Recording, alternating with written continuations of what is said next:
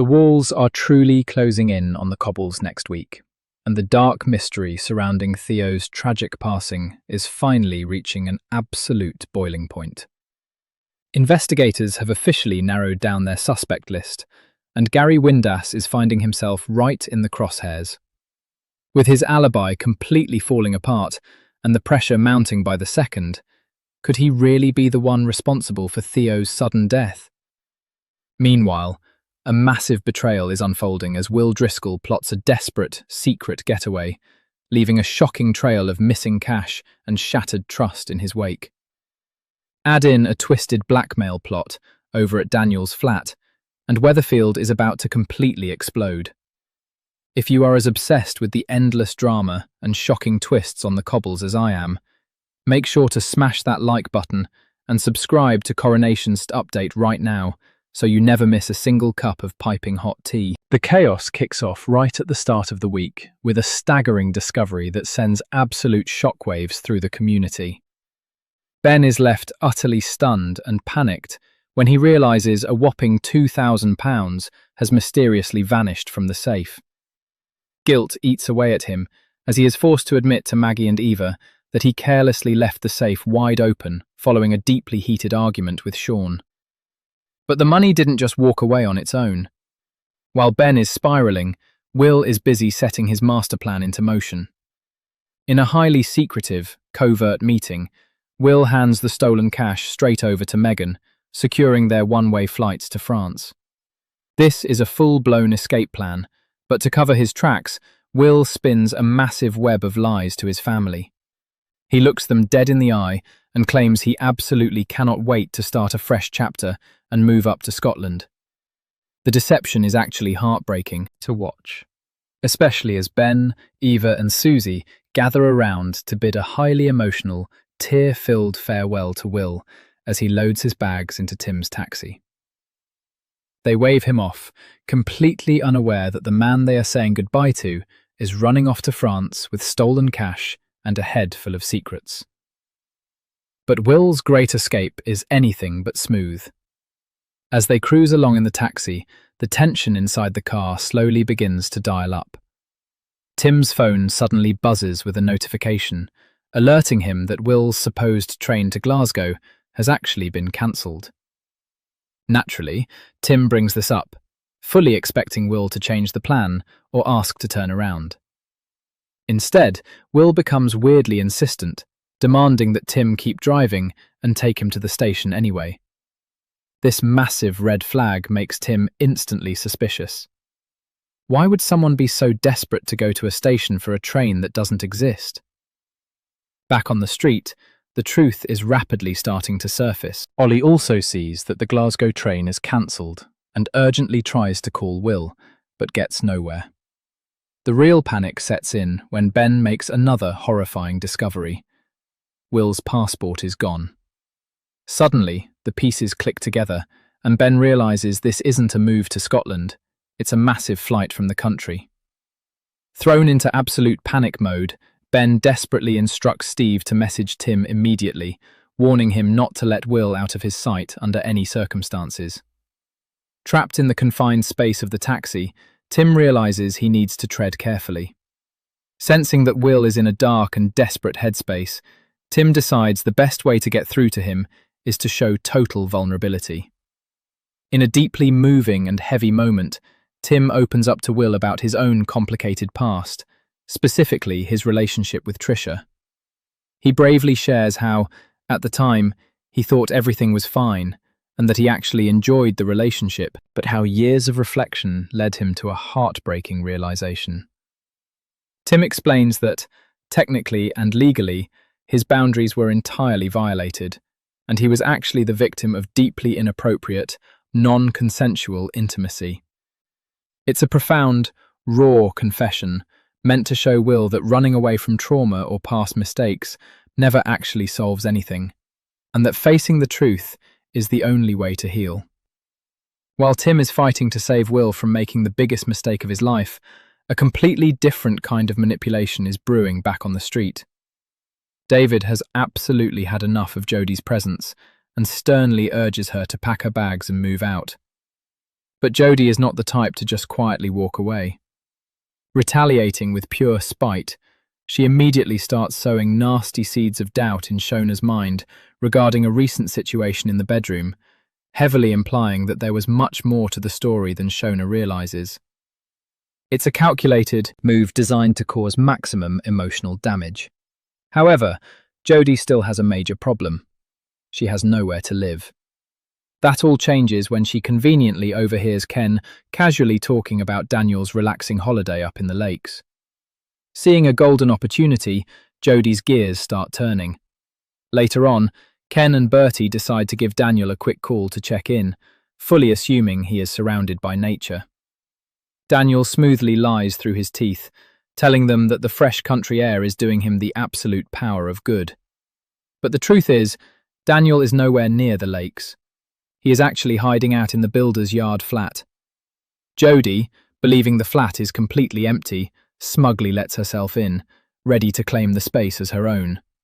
But she gets the shock of her life when she walks right into the living room and comes face to face with Daniel. Thinking quickly on her feet, Jodie tries to play the innocent card, making out that she simply found his spare key dropped on the pavement and was just stopping by to return it. Daniel is entirely disbelieving.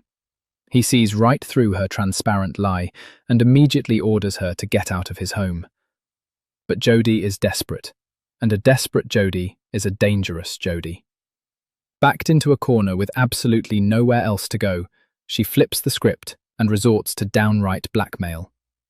She looks Daniel in the eye and threatens to march straight to his family and expose his massive lie about being in the lakes unless he lets her stay. With his own secrets hanging in the balance, Daniel is left completely trapped. Will he actually give in to her toxic demands just to protect his own web of lies? As if that wasn't enough drama for one neighborhood, the relentless investigation into Theo's untimely passing is reaching a fever pitch over at the station. Lisa and Kit are burning the midnight oil, meticulously reviewing every single detail of the case. After endless hours of interrogation and piecing together timelines, they come to a very firm, chilling conclusion. Gary Windas's alibi simply does not stack up. There are far too many holes, too many inconsistencies, and way too many unanswered questions. Later, the tension spills out into the rover's return. Todd is spotted sitting in the corner, staring absolute daggers at Kit and Lisa.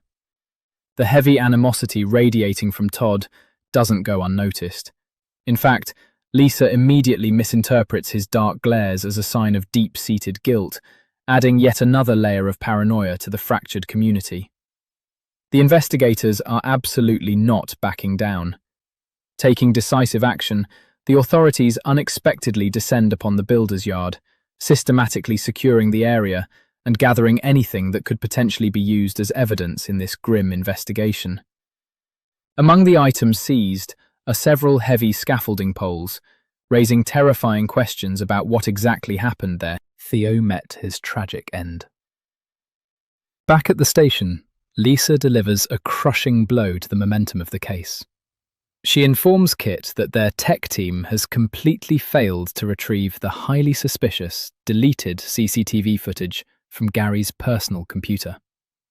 The data is gone, entirely wiped clean. Lisa frustratedly admits that they are essentially back to square one in terms of hard digital proof. But the lack of video evidence doesn't deter Kit in the slightest. Out on the main street, in broad daylight, Kit confronts Gary head-on. The tension is thick enough to cut with a knife, as Kit makes it crystal clear to Gary that severe accusations have surfaced. And despite the missing footage, Gary remains their undisputed #1 target in the search for the person who caused Theo's death. With the sheer volume of chaos, deception, and intense investigations suffocating Weatherfield, it is absolutely no surprise that some residents are looking for an immediate way out. Summer is unexpectedly thrown a massive lifeline when she excitedly reveals that she has officially been offered a highly coveted place at an American university. It is the opportunity of a lifetime, a chance to completely reinvent herself thousands of miles away from the dark clouds hanging over the cobbles.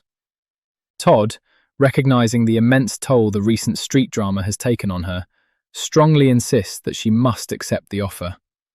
He tells her that making a fresh start across the globe is exactly what she needs for her own peace of mind, pushing her to finally leave Weatherfield and its endless controversies far behind. But while Summer dreams of a bright future in America, a very dark and unsettling situation is quietly unfolding right under everyone's noses, involving young Sam. The tension surrounding Will takes a highly disturbing turn when Sam happens to spot Will slipping out of a classroom. The moment their eyes meet, Will shoots Sam a deeply unsettling, menacing glare that leaves the poor kid entirely rattled and deeply on edge. The psychological intimidation doesn't stop there. Later, as Sam innocently sets off toward the red wreck to do some stargazing, Will suddenly intercepts him. The details of the threat are chilling, and the sheer intimidation tactics cause a terrified Sam to accidentally drop his prized telescope, completely smashing the delicate lens on the hard pavement before he flees the scene in absolute panic. When Nick and Toya hear about the bizarre and frightening encounter, their protective instincts instantly kick into overdrive. Deeply concerned about Sam's sudden change in demeanor and the terrifying run-in, they share their mounting fears with Roy. Always a beacon of calm and wisdom, Roy gently offers to call by the flat under the guise of a friendly, relaxing game of chess to see if he can get Sam to open up. But what Roy walks into is far more alarming than anyone could have ever anticipated. He arrives to find Sam in a state of severe agitation and deep distress. The chess game is entirely forgotten as Roy discovers what has the boy so completely terrified. Sitting right there, clutched in Sam's trembling hands, is a hidden tracking device that the young boy just discovered secretly planted inside his own school bag. Someone has been watching his every move, tracking his location, and invading his safety in the most violating way imaginable. As the implications of the tracker sink in, a terrifying new mystery is born. Who planted it? Was it Will, trying to ensure Sam stays quiet about something he saw? Or is there an even darker presence lurking in the shadows of Weatherfield,